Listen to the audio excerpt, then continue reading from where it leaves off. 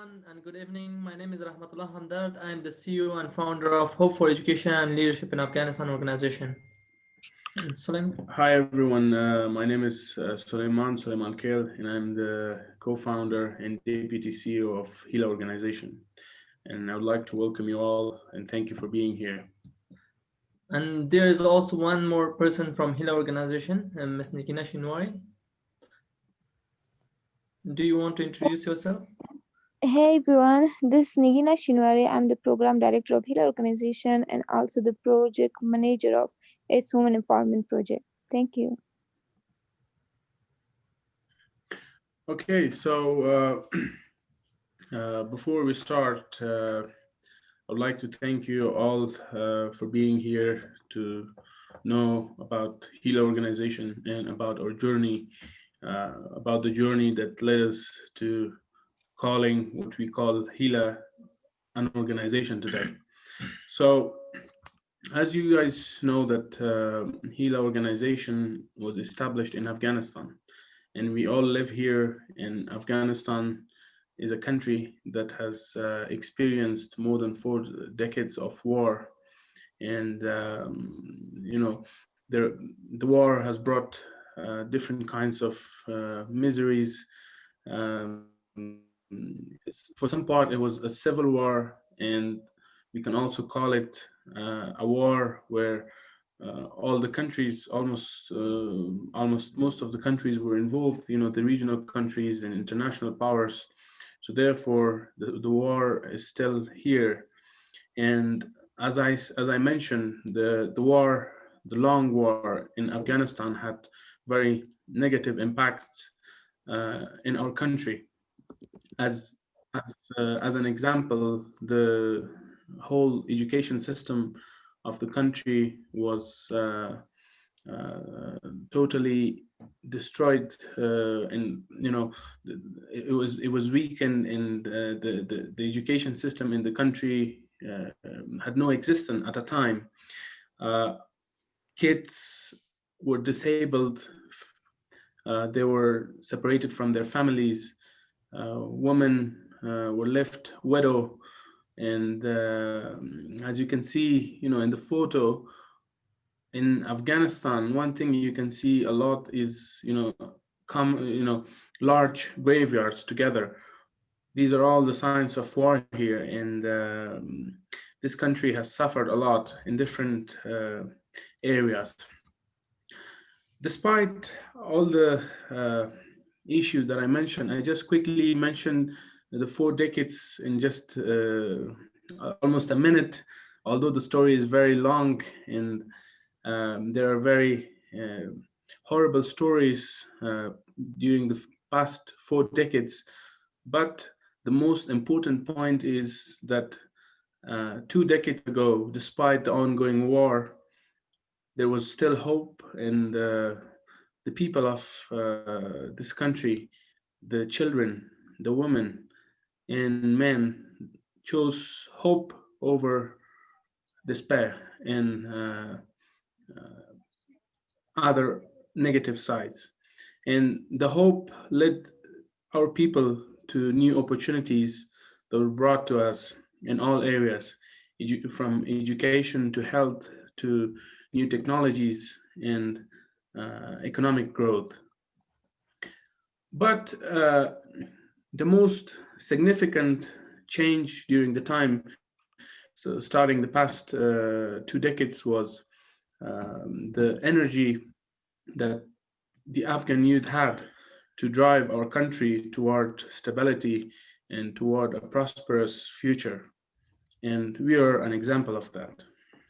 Well, since the workshop is on the no money, no network, and no problem, so we want to present our story, that how we have started our journey from nothing to something. So that's why today we are here to represent our story as an example for those who want to start a project, who wants to start a positive movement, or who want to be a change maker in the world for the future of the world.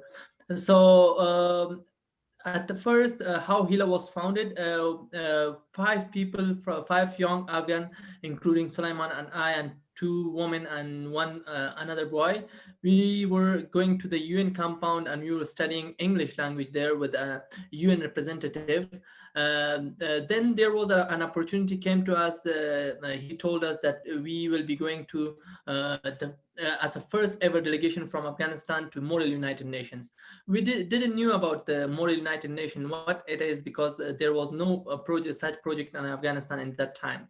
So we have started our trainings, online trainings for this project, Model UN, to get prepared for the THIMUN Qatar 2015 conferences.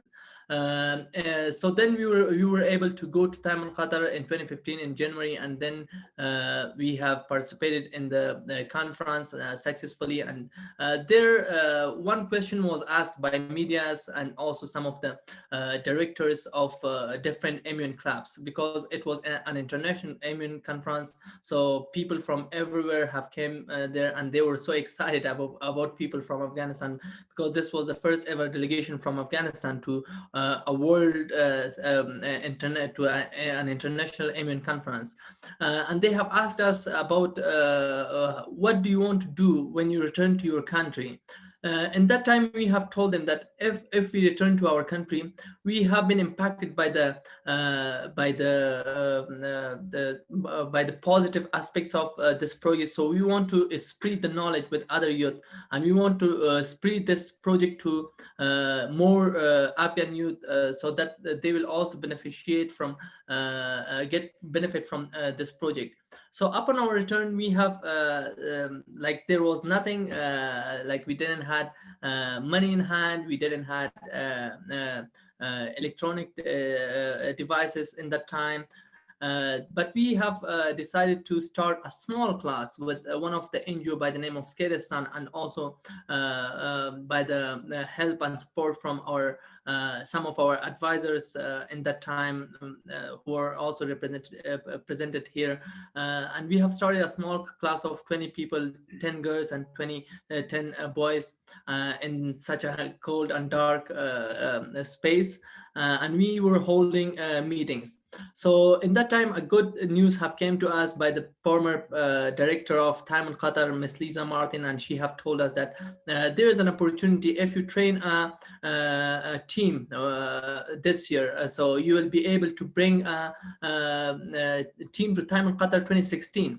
So we have tried more, and finally we built the first ever biggest MUN delegation from Afghanistan to THIMUN Qatar, which was representing Afghanistan as well as HELA organization. Yeah, so the participants of the conference in THIMUN Qatar 2016 not only was a big honor and a pride for all of us, but at the same time, it paved the way for more opportunities, and it helped us form a team that can support us in achieving more. So when we returned to Afghanistan after TQ 2016, we started our new activities, and our very first initiative for the first time in Afghanistan was starting a one committee Model UN conference.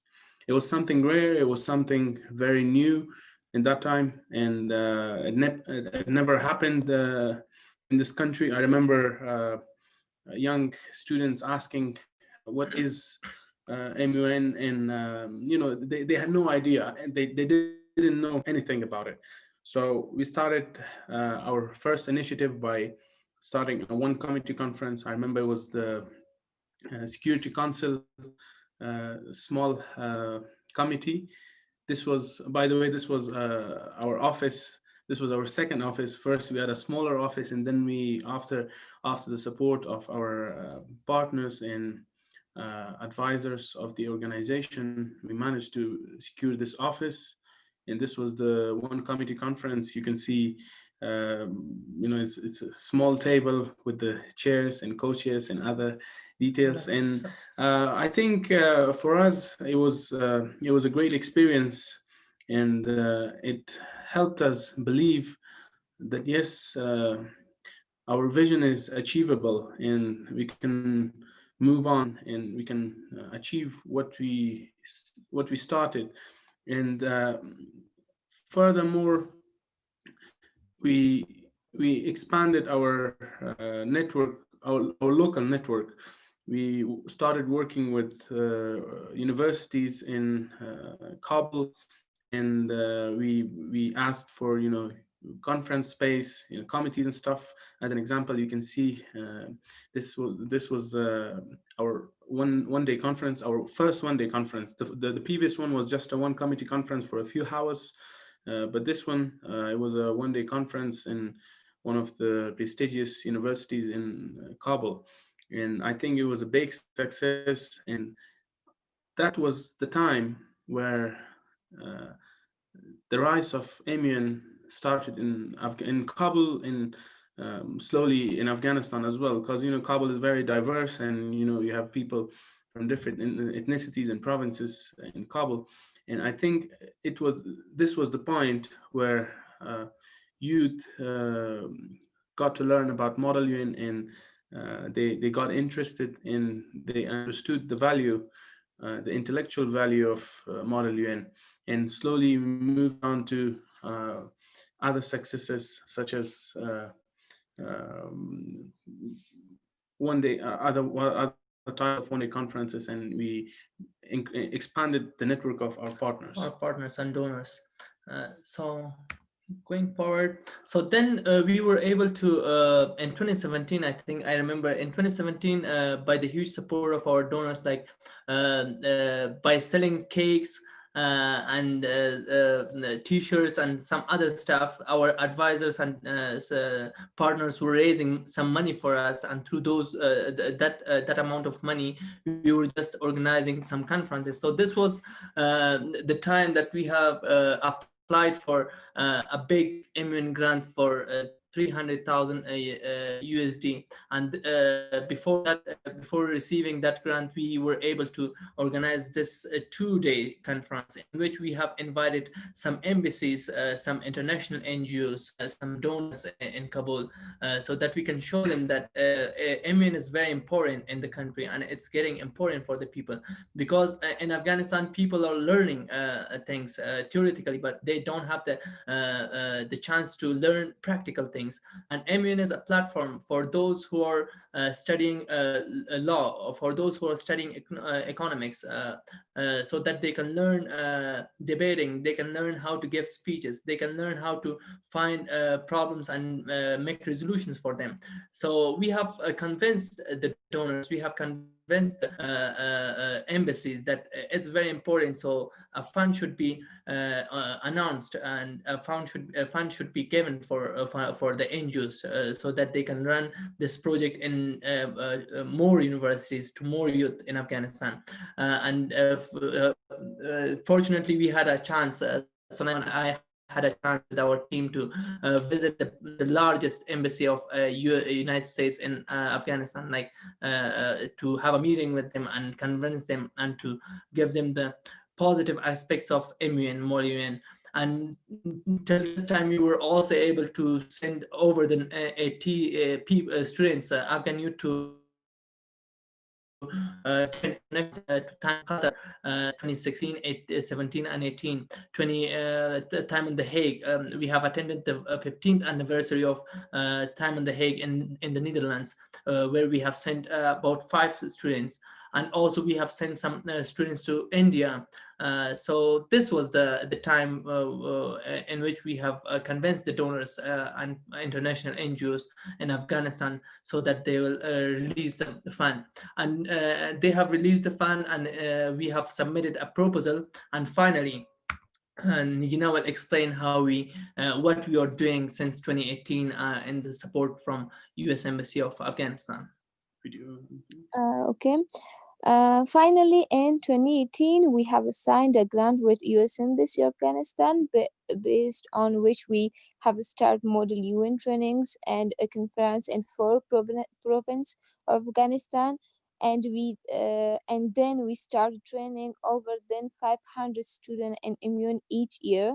and organize 4 provincial conference and 1 final conference and competition, in which we have been inviting 150 students from 4 provinces of Afghanistan to debate on the world's problem and create resolution for them. Currently, we are running Model UN program in 13 universities of Afghanistan, and each year we create 13 immune clubs for those universities.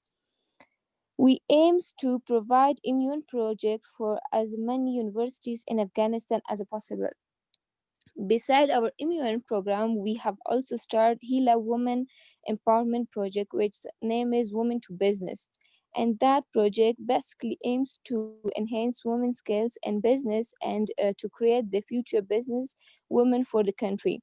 The project is designed for the 6 months of period in which we first teach participants about different subjects related to business, for example, management, business communication, business negotiation, entrepreneurship, at the basic of starting a business and other business related to subjects for 4 months, and then in the next 2 months of the project we practically work with students to start their own small business in a group of 4 or 5 people.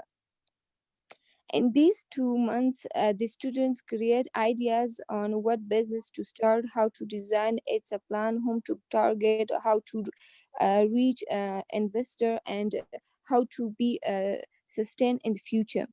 They can start either a profit or non-profit.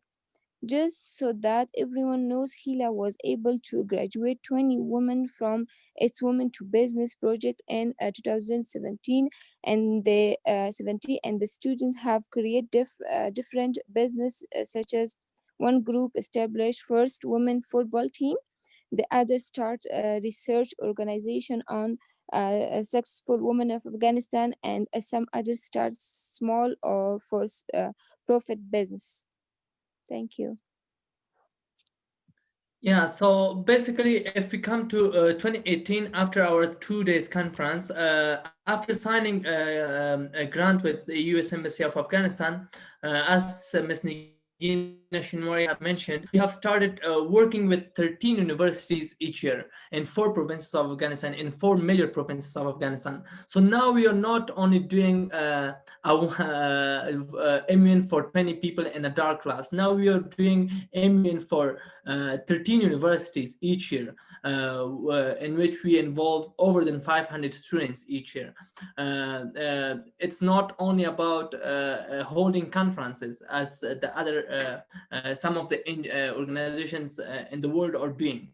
We are training students. We are creating a club in each university. We are holding provincial conferences, competitions between 4 universities at each provinces, and then we are choosing the best delegates and then inviting them to Kabul to come together and have final competition between 4 provinces of Afghanistan. So this is just for motivation, so that we can find best talents from each province, and then we can invest in them, and we can make them able to start their own immune club, so that we can spread the immune not only in one province but also in as many provinces as possible. So whatever we explained, it was just like a background to the main topic of this presentation, which is how can we start and continue to have our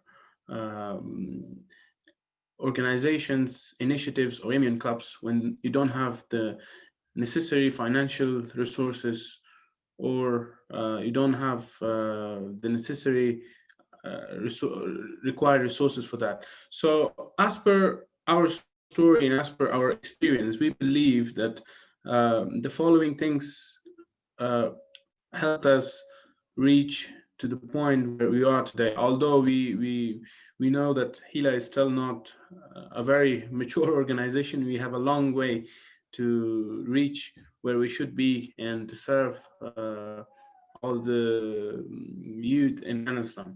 So sorry. The first point is the team. I think this was our key success in our key winning point, because we chose the right people around us to achieve this goal, and to work together and to further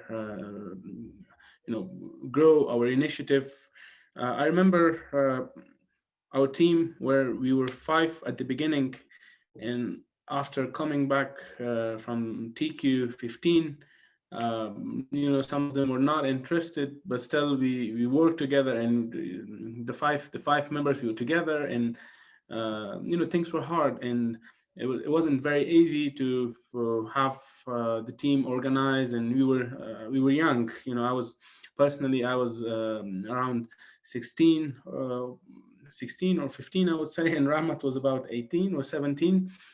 So we were young, and we were not that much experienced to start something like that. But we found the right people, and we nurtured their talents by the generous opportunity that our partners, such as Miss Lisa, provided us to send these young boys and girls to a prestigious conference such as THIMUN Qatar. And after they came back, the team was ready and fully equipped with the right knowledge to start a model UN initiative in Afghanistan. So I believe having the right team is the key to getting this done. Second, the network. Yeah, so network is also important for starting a project from nothing. So we also had the right network. For example, we had partners in different corners of the world whom we met during THIMUN Qatar 2015. For example, John Boris School of America, Mr. Newman, who is also presented here, Cody from USA, Ms. Lisa Martin, the former head of THIMUN Qatar and current head of MN Impact. Some of the teachers, Miss Darby from TASMON, Taipei American School of Taiwan.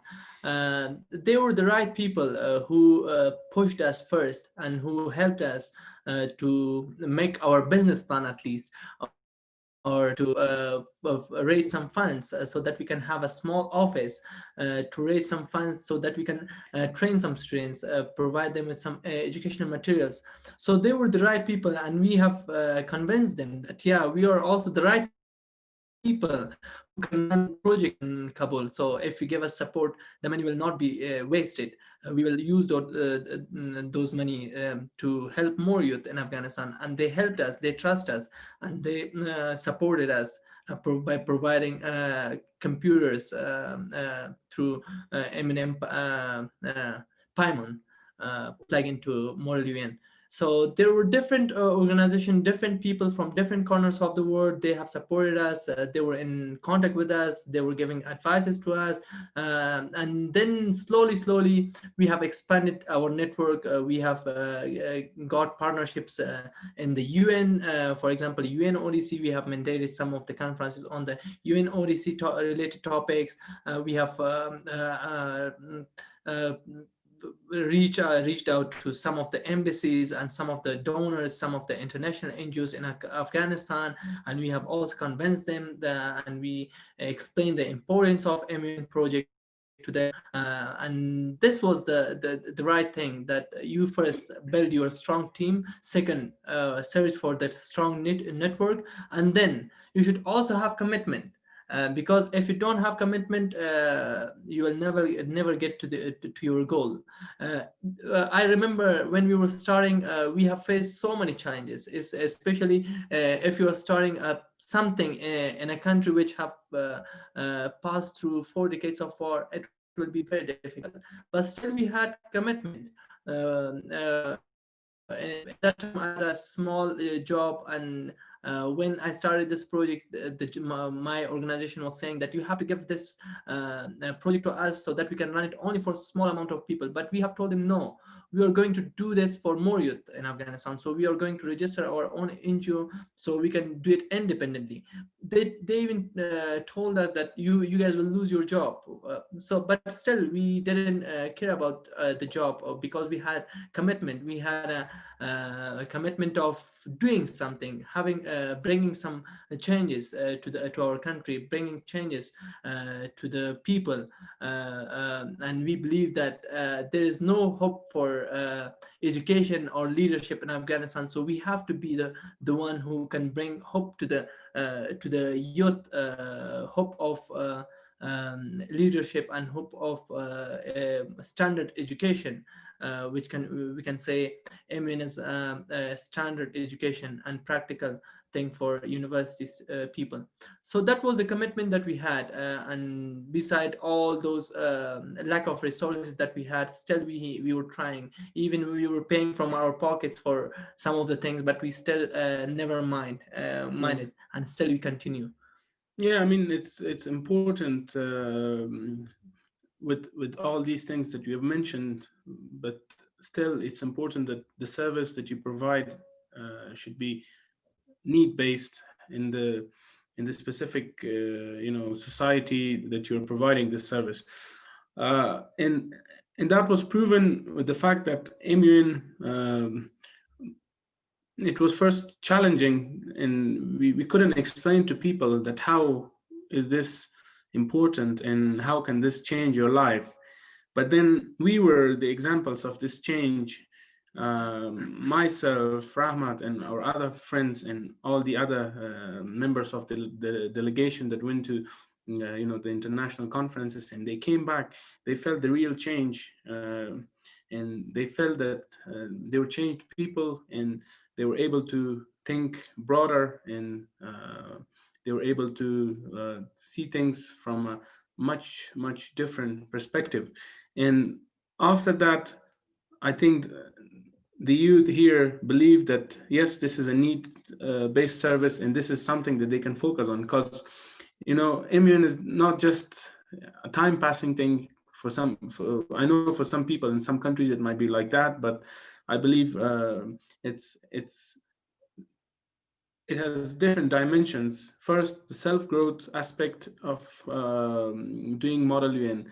Second, the importance it has on a country level, on a education system level. If this is implemented and included in the curriculum, I think it has a major impact, because young people, they can learn how to negotiate. They can learn how to deliver public speeches, and they can learn critical thinking and problem solutions and all these things with only one program that is perfect for all these things. So yeah, as a brief thing, it's important that your service is needed, and you should understand that and find that. And for us it was easy, because we are in a conflict zone, and we understand that we have all these challenges, and our education system is not strong enough to deliver leaders that can change the country. And I think through MUN we have been able to train very strong personalities who are now having their own initiatives. So that will be the end of explanation from our side. But we believe that this might be something interesting. You can, if you have any questions and stuff, because HELA is a rare example. Not everywhere in the world you can see examples as HELA. We live in a conflict zone, and we have started such a program that has empowered youth, and now those youth are having their own initiatives. So I think it would be interesting to have a longer Q&A session. Do you want one of the admins to host it for you, or would you like to look for the questions yourself? Sorry, do you want one of the admins, one of the team, to look at the questions for you and call people out, or would you like to do it yourself? Please. Alrighty. So, Razia from Afghanistan, would you like to ask your question? Yeah. So I was just asking a okay, moment.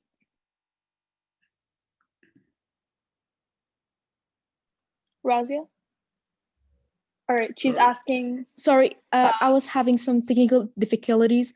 Okay, I was asking that is HELA organizations activities only inclusive for universities, or they have programs for high school students as well? Thank you. So the last part we haven't mentioned. So actually, before our grant, we were doing conferences and activities for both high school plus university student. But this grant that we have, we are having with the partnership with the U.S. Embassy. It's basically only for US university student. But recently we have created a HELA Educational Center because the demand for model UN is raising day by day, and the capacity of having students is less, because like we can have something around of 500 students each year. So we have decided to expand the space of getting students, and now we have HELA Education Center, where we will be having students from a university, from high school, and even those students who don't even go to school or high school, because we were the first organization which introduced model UN to Pashto and Dari. So now there is no problem for those Afghan youth who can't speak English. Now they can come to HELA Education Center, and they can even learn model UN by Pashto or Dari, which are the Afghan languages. Okay, so we have another question from Nirali, if you can ask that. All right, he's or she is asking, do you believe that commitment goes a long way amidst conflicts? Sorry, we couldn't hear that due to the technical issues. Okay, sorry. They're asking, do you believe that commitment goes a long way during conflicts or between conflicts? I mean, as we explained, sometimes you reach a point where it's hard for you to stay committed in, as my friend Rahmat mentioned, even some larger organizations offer to, completely take over HELA, and, we work under their umbrella sort of stuff. But I think if you really believe in what you're doing, if you really believe that what you do is the right thing to help your country, to help your people, and to make the right change that is needed, then yes, the commitment will last, even if it's a conflict zone. Okay, so we have another question from Mr. Neiman. Mr. Neiman, do you want to say your question? Absolutely. Greetings, folks. I'm curious how COVID-19 has affected HELA and MUN in Afghanistan, and has it changed your perspective in general in life, or just a direction in your organization? Yes, so COVID-19 has impact on the whole world, and HELA is not like excluded of that. But we have managed still continuing our project, still continuing our trainings during this difficult time of the world. During COVID-19 lockdown, we were only like the all NGOs in Afghanistan, schools, even the government was closed for 6 months. But still, HELA organization was closed for 1 month, but we have started virtual trainings. Although we were pushed back with the provincial for the dates of provincial conferences, but still we have continued training, virtual trainings, all the immune training were done so quickly, but still we have continued training like different topics, more deeply leadership, or more deeply negotiation and debating skills. So still we have managed well during COVID-19, and we have adopted very well with the virtual trainings and stuff. Great, thank you. Okay, so our next question is from Vinut, and he's asking, how do you motivate students and adults to join your journey and your team? Sorry, we couldn't hear that again. I know that the connection sorry, is not. Is that my audio? So sorry about that. So he's asking, how do you motivate students and adults to join HELA or your team? As I explained earlier, I think the right way to get people to join your initiative is to show them the type of change you can bring into their lives. And we were lucky that we had this opportunity, that we could bring changes to the lives of several youths who went out to the international conferences. And I think those guys were the examples, the true examples for other young people to believe in our ability, in our programs.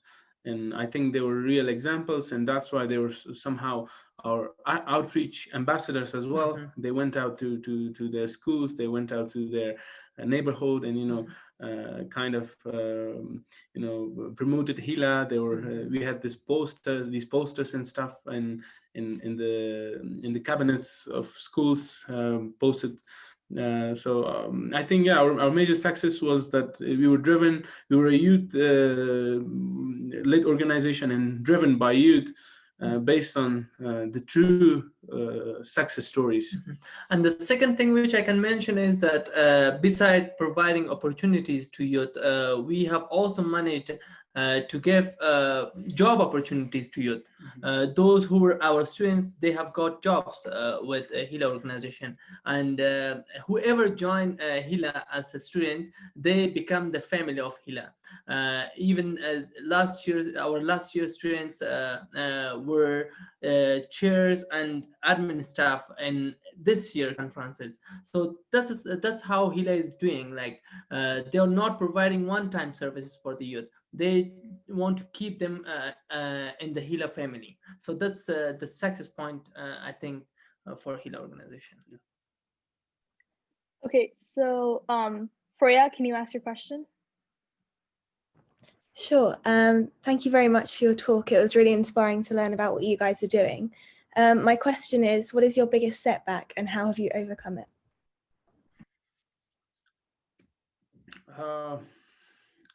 Our biggest setback, I believe our biggest setback was somehow the barriers that was created by the local communities toward our services. I remember several times that we were pushed back to not deliver our services. As an example, it's somehow ridiculous as well, because once this is just a short story, so I can explain it well. We selected some students for the conference to take so they could take part in THIMUN Qatar 2017, I guess. Mm-hmm. And they had the flight tomorrow, and one night before that, their family called us and told us that they will not let their they will not let the girls to fly to Doha. And we were shocked, and we were very sad, and at the same time, we were just thinking what to do, how to get on top of the situation like that. And then we had to go to their families, and I remember Rahmat gave them the license of the organization that was issued by the government, so they could believe that we're not Islam, we're the right people. And I think our biggest setback was the fact that Afghanistan is a traditional, most part of the country, people they think traditionally, and sometimes they don't support new initiatives. I'm sure some of our Afghan friends who are present here in the Zoom link, I think they agree with us. And yeah, it was our biggest setback in terms of not providing even more for the female participants. I think we could do more, but because of the because of the limitations that we had, and because of the type of society we have here, we couldn't deliver even more. So to everybody, we'd love some more questions. We only have a couple minutes left. So if for your final questions, we'd love if you can put them in the chat for us. So Nurali, do you want to ask your question? I don't know if your mic is working because it didn't work last time. I'll just read it out. Yes.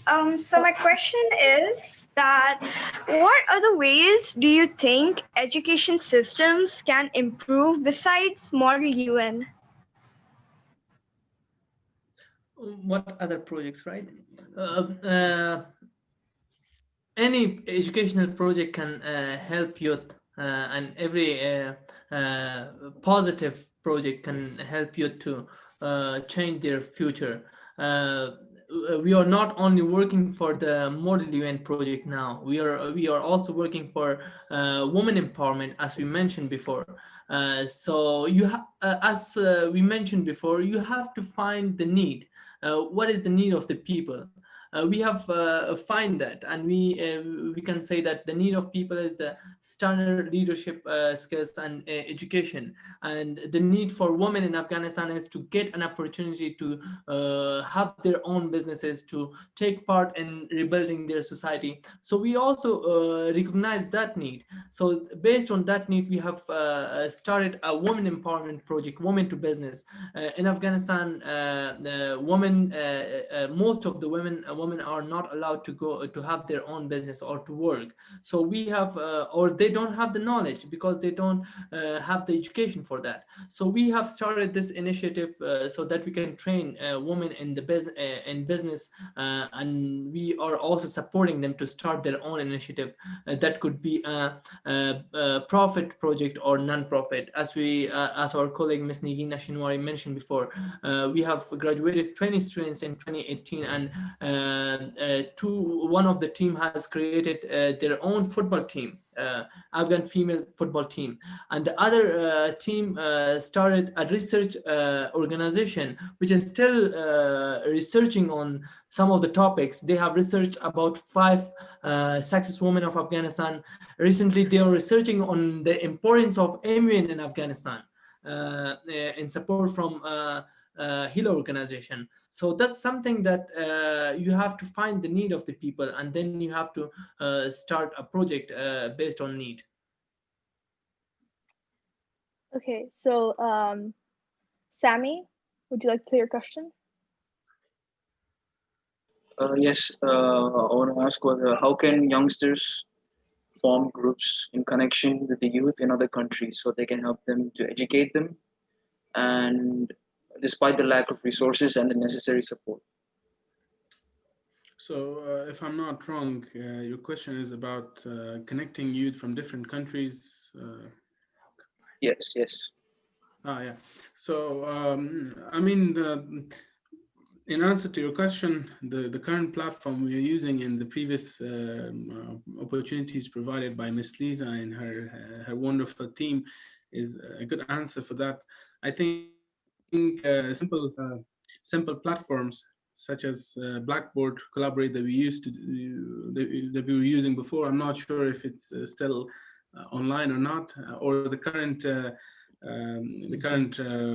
MUN at home program. I think these things are wonderful opportunities, but at the same time, I think it is important to start initiatives in each of these countries, or at least find a contact group in different countries, and then we can act like a bridge. I remember in year 2019, Ms. Lisa connected us to a group in Sri Lanka, a Model UN team. They were supposed to take part in THIMUN Qatar, and our students were in charge to train them, and I think it was a wonderful opportunity for us.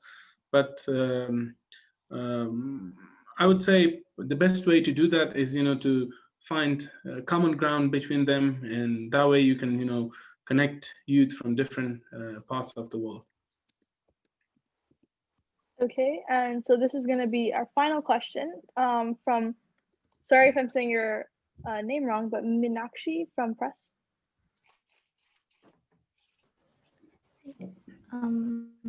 So yeah, hi. I think you guys are doing really inspiring work. So where do you guys see yourselves as an organization in the next 10 years? Maybe like, are there any particular goals that you have in mind which you hope to achieve? Well, we see ourselves to serve more people in the future, maybe thousands of Afghan youth. Yeah, we have some goals. We have also like, if you are getting bigger, you have to change your goal, and you have to make your goal bigger even. So recently we are working on the HELA Educational Center, which is also a big achievement. But beside that, we aim to provide MUN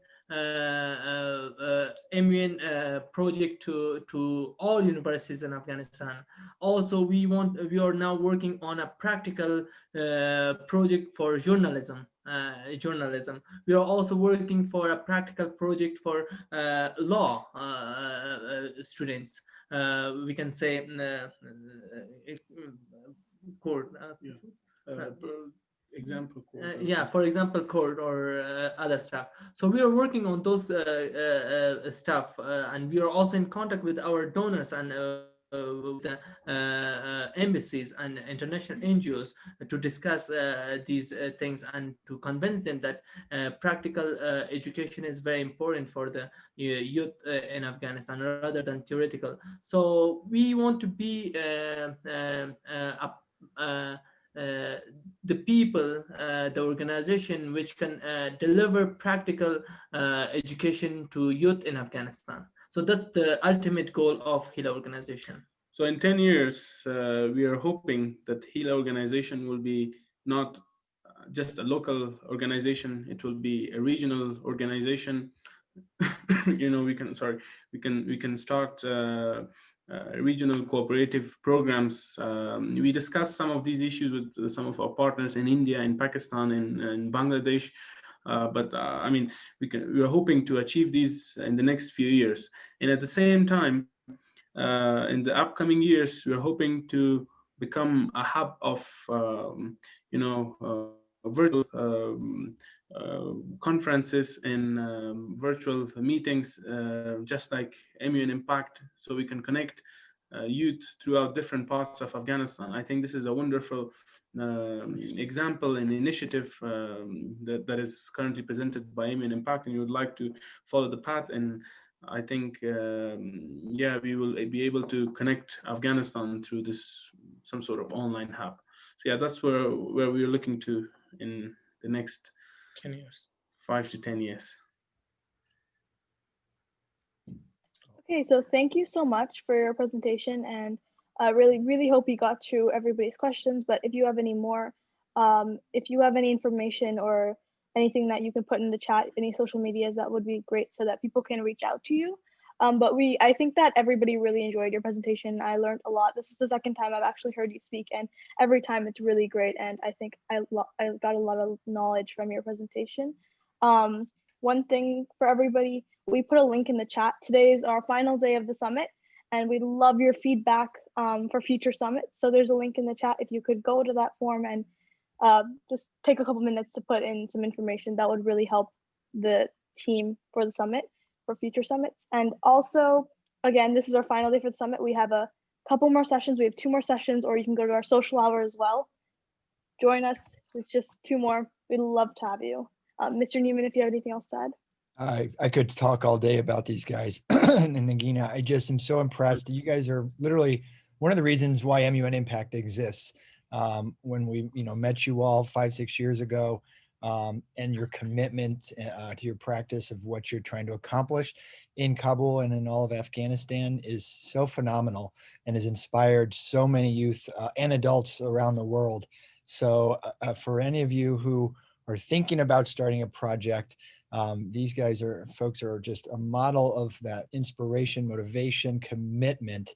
I remember, Sulaiman, when you were almost battling your way to the airplane and your phone was knocked out of your hand and shattered, and just what you have to do to accomplish what you've set your minds to work through so many challenges and obstacles that are thrown in your faces in the last minute is just remarkable. So I just can't applaud you all enough for what you do and how you inspire all of us.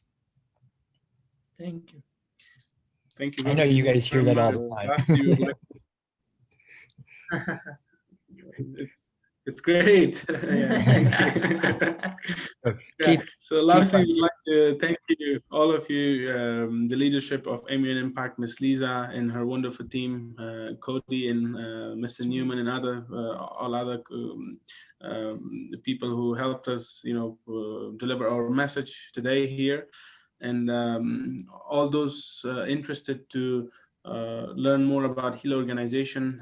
We have typed our email addresses in the chat, and also anyone from Afghanistan who would like to join us or who are interested to know more about HELA, we have also added our phone numbers in the chat. Thank you. Yeah, thanks. Wonderful. Thank you all so much. Thank you all for participating. And with that, I hate to close the room, but I've got to do it. Enjoy the rest of the day, you all. Thanks. Bye. Bye. Stay safe.